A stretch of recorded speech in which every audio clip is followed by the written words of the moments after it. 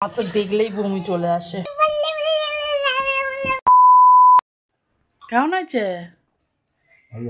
তুমি সব খেয়ে নিলে? খাচ্ছিস এখনো? বাবা, তুমি খেয়েছো কি? পাপা সব খেয়ে নিল, ফিনিশ। যা, তোমার রাখিনি কি হবে? খায় না তো, তাই না? ওই কিসের জন্য নাচছিস? পাশের বাড়ি দিদি পাশে নাচছিস? হ্যাঁ বলেছি। নাচছিস কেন?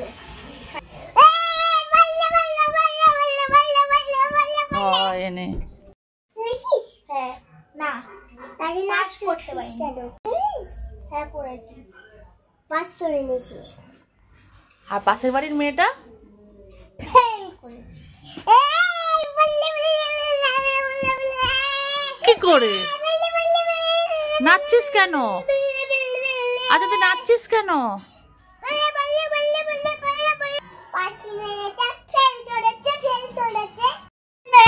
আজকে নিয়ে এসছে ককের মাংস। এই দেখো ডিম বেরিয়েছে। গোটা কক কিনতে হয় আমাদের এখানে, তো এখানে 2 কিলো মতন কক নিয়েছে। আর এটা হচ্ছে আমাদের বিড়ালদের খাবার। দেখতে পাচ্ছ বিড়ালদের কি খাবার? ইস, আমার তো দেখলেই বমি চলে আসে, কিন্তু অনেকে খায় আবার। আর কক পুরো হচ্ছে খাসির মাংসের মতন খেতে লাগে। এই দেখো ওর বাবা নিয়ে চলে এসছে। আমার মনে হয় কুসুমগুলো ফেটে গেল রে।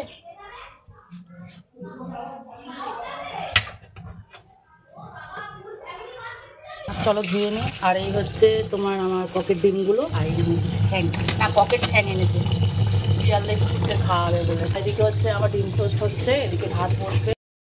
আর আজকে যেহেতু মেয়ে বলেছে কক খাবো, তাই জন্য তার বাবা কক নিয়ে এসেছে। মেয়ের কথা ফেলতে পারবে না, বইয়ের কথা ফেলতে পারবে, কিন্তু মেয়ের কথা ও ফেলতে পারবে না, তাই জন্য একটু কক আনছে।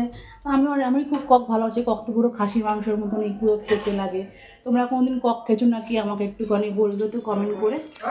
এই জায়গাটা ছোট্ট ডিমের মতন বেরিয়েছে।